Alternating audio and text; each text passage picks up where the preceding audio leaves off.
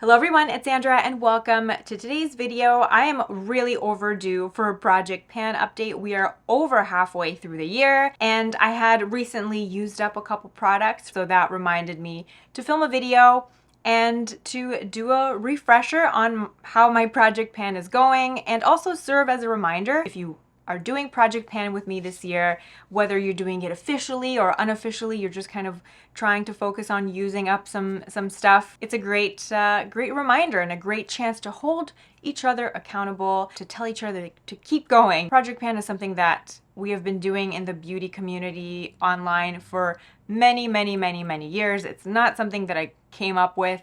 It's something that has been going on for a long time. It's essentially a little challenge to use up what you have. You know, at the beginning of the year, you set out to use up a certain number of products, or, you know, to use them up completely or to hit pan on them.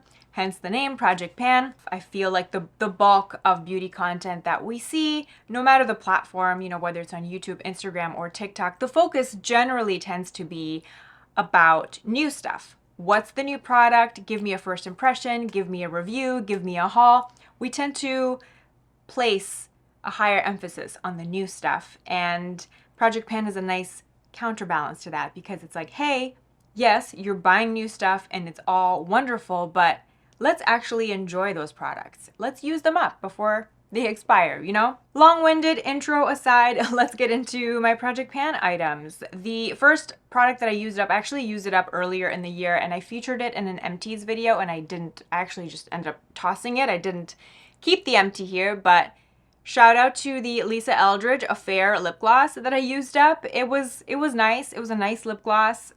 Was not life-changing by any means, and not something that I would rush to repurchase. And the one thing that I realized in the process is that I don't like the Lisa Eldridge lip gloss packaging. I like lip glosses that are in a more thin, slim tube, because I had a really hard time, because of the chubby packaging and how stiff the wand was, I had a really hard time scooping out gloss as I was getting closer to the end. Whereas with the more slim lip gloss packaging, like this Victoria Beckham lip gloss that I am focusing on using up next, I can actually get to the very bottom. And because the wand is longer and the tube is slimmer, it's really easy for me to just scoop out the walls and get every single last drop. I find that I learn so much about myself, about my preferences, and I end up being a more discerning customer when I do end up using up a product to completion. I think that there's a lot of value, and there is a lot to be learned from using up a product completely. Now, in terms of the other lip products in my Project Pan, I haven't used up any of the others. I am still going strong with these, and I am honestly shocked. I'm shocked at how long these Burberry Lip Velvet Crush products have lasted. This is essentially like a very weightless satin matte lip tint. I don't even know if they make these anymore. I'm not really sure what's going on with Burberry Beauty, but I love these. I think they're beautiful. They work really well on the lips. They work really well on the cheeks. They are weightless. The shades are gorgeous. I love just mixing them. Anytime I'm kind of feeling creative, I just mix them on the back of my hand. I kind of make my own little custom lip color concoction, and I apply with a lip brush, and I love it. Today I'm wearing the cinnamon shade with a little bit of the other lip product in my Project Pan, the Surratt Lipslique in the shade Paramour. That's what I'm wearing on top today. This is just a really lightweight, beautiful, balmy, sheer lipstick with a sheen. And this is one of my favorite lipstick formulas of all time. This is not a discontinued product. It's still available. The only reason these are in my Project Pan is just because they are old. They're amongst the oldest lipsticks in my lipstick collection, and I just want to use them up before they go bad, because I would hate to throw these out without enjoying them to the fullest. But I would 100% repurchase these, and I would get more shades. If you like the Chantecaille Lip Chics, the Dior Addict lipstick, it's that kind of lipstick. It's just gorgeous, easy, effortless. There's no fragrance to them whatsoever, and I really like the slim packaging. The only thing to note is that once you twist these up, you cannot twist them back down. And I have two shades here. They're both quite similar. This paler caramel beige shade is Paramour. That's what I'm wearing today at the center of my lips. And then the other is Gamine, which is one of my favorite lip colors, especially for spring and summer. So you can see the beautiful sheen to them. I did use up both of the foundation / tinted moisturizer products that I had in my project pan. The Chantecaille Just Skin Tinted Moisturizer. This is a beautiful, no frills, easy, light coverage tinted moisturizer. I have this in the shade Vanilla, and it's beautiful. I think that a variety of different skin types can enjoy this. It's just a really great, barely there, quick something that you can just slap on, and it makes your face feel a little bit more put together, a little bit more perfected. So that's that. And the other thing I used up, this was my most recent Project Pan empty, the By Terry Sheer Expert Foundation. This has since been discontinued. This was one of my favorite foundations, but it got discontinued a while ago, and a few years ago now, I think. And when I found out it was going to be discontinued, I kind of hoarded a bunch of them, and this was the last backup standing, and it's quite old, so I thought, you know what, better use it up before it goes bad. Thankfully, it didn't go bad. It still performed beautifully until the last drop. Sad to see this go. This was a gorgeous light to medium coverage foundation with a very natural skin-like finish, very subtle radiance, but really, really, really great lasting power on the skin. This never separated, never got weird. It wore well in the winter and the summer. It's just an excellent foundation. It's been a long time, quite a few years, since I've dabbled into By Terry. So I'm curious if any of you are still into By Terry.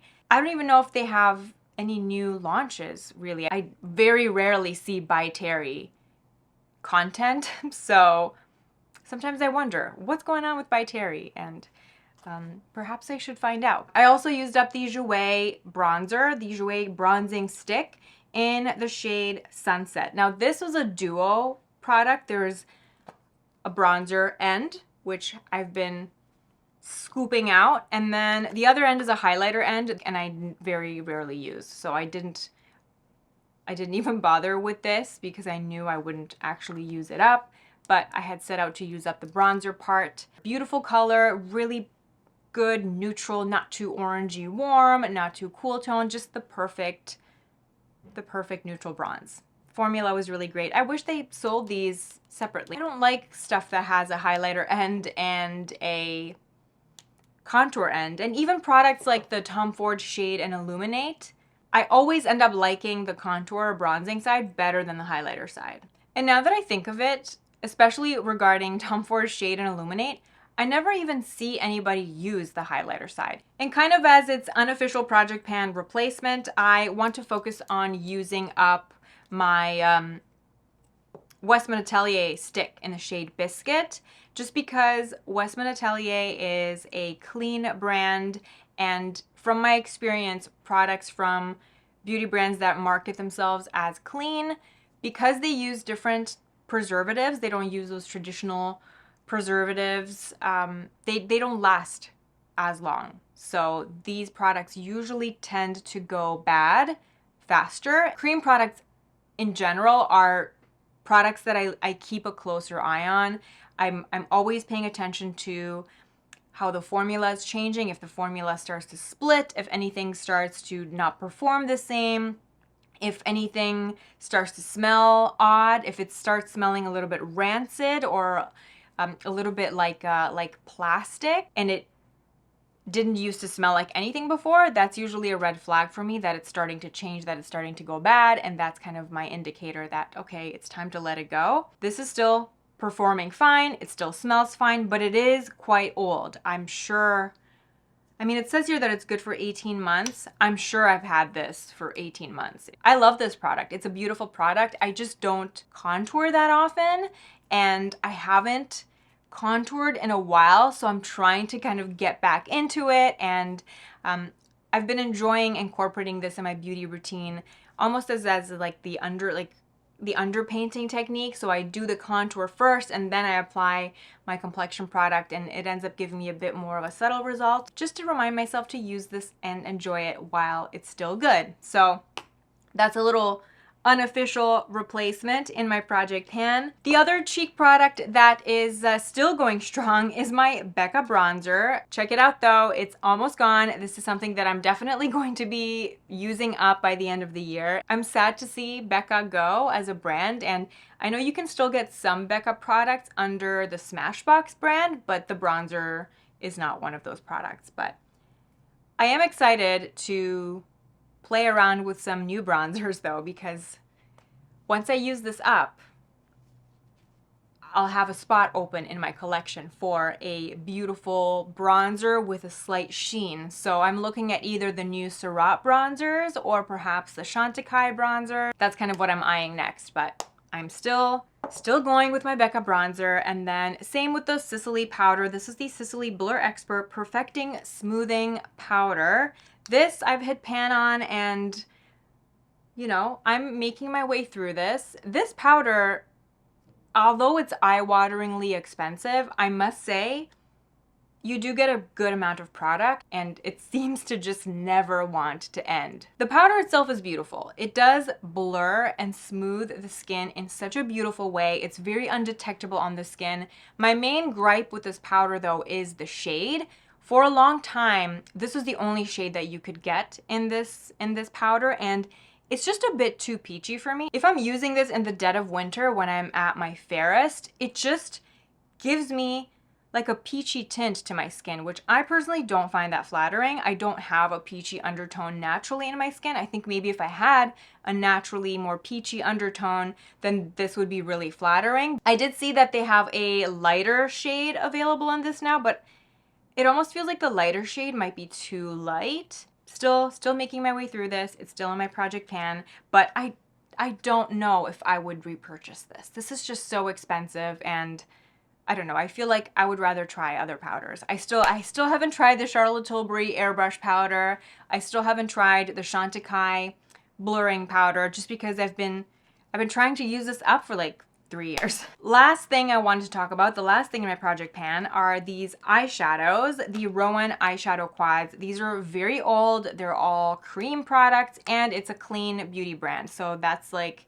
something that I check on them very often. I want to make sure that the textures are still good, that they smell okay, and 2 of them have gone bad. So unfortunately, I'm going to have to declutter 2 of them and then just keep the one that's still good and keep going with it in my project pan. My goal with these though for project pan wasn't to use them up. My goal initially was just to hit pan on one shade in each of these, and I haven't been successful with all of them. I was not able to hit pan on anything from the 75-degree palette, and this is the palette that went bad first. This is the oldest one. It just smells rancid. That's the best way to describe it. Like, you know, if you've ever had, I don't know, rice or rolled oats or flour in your cupboard that's really old, that has gone bad. It just has that slight bitter rancid scent. That's what this smells like now, and I do not want that on my eyeballs. So goodbye, Rowan 75 degrees. Same thing happened to the Rowan 1111. This happened a little bit after. This one almost smells like rotting a little bit. Don't you just love these detailed expired makeup scent descriptions that you didn't ask for? The one that's still going strong, that I'm still going to be using until it goes bad, is the 52 degrees quad, and I did hit pan on this shade recently. I actually wore this shade a lot this week just as a nice little top coat. I really like mixing these 2 shades too, and just mixing them on the back of my hand and then just tapping them on my eyelid for a little bit of extra sheen. Another product that I am decluttering, not because it's gone bad, but just because I never reach for it, and this will just be better suited to somebody else. So I'm going to see if any of my friends are interested in this. This is the Lisa Aldridge Velvet Intrigue lipstick, and it's beautiful. It's a beautiful lipstick. I just don't like the way that this looks on me anymore. If this was maybe a sheer formula, if this was in the Lucent lipstick from Lisa Eldridge, for example, then it might be more forgiving. But in this formula, every time I put it on, I don't like the way that it looks on me. I feel like I always have to add a lip liner, some gloss, and it's just not my favorite. I have peachy pink matte nude lipsticks that I prefer. I actually did a lip swatch video a couple months ago in which I swatched this on my lips, I swatched Tom Ford First Time, and then this other matte Sicily lipstick that I had. And this is the one that I liked the least out of the three. So even if I'm in the mood for this particular color family, I have shades and formulas that I prefer over this. So that's my long-winded story about why I am letting go of Lisa Eldridge Velvet Intrigue. And then I'm also going to be passing along to one of my friends or coworkers, depending on who this matches better, this Clé de Peau foundation, the Clé de Peau Radiant Cream Foundation. I have this in shade B10, which is, it's decent. It's like a light neutral, but it's like ever so slightly pink on me. It's not so much the shade because, you know, I can definitely make this work, but it's the actual formula. The actual formula just doesn't wear that nicely on my skin. I recently watched Hung Van Gogh's favorite foundation video, and he mentions he loves this foundation. He said he likes this on more mature clients with dry skin. I'm like combination oily. I've been actually pretty oily this year, this summer in particular. I don't want this to just sit in my drawer and go bad. Somebody can enjoy this and love it and get the most out of this gorgeous, luxurious foundation. It just doesn't really do it for me. It's not my favorite for my particular skin concerns. I've even tried mixing it with other stuff, and it's just not. It makes whatever I'm mixing with, it just makes everything wear poorly. So that's the little declutter project pan update for you. I would love to know if you are still doing project pan. How are you doing? Let me know in the comments below. Have you used anything up? Are you maybe feeling reinvigorated to try again? It's never too late. We've got 4 months left out of the year. It would be nice to spend these 4 months focusing on cherishing what we have and using up our beautiful makeup. So thanks so much for watching. I hope you're having a beautiful day, and I will see you in my next video. Bye.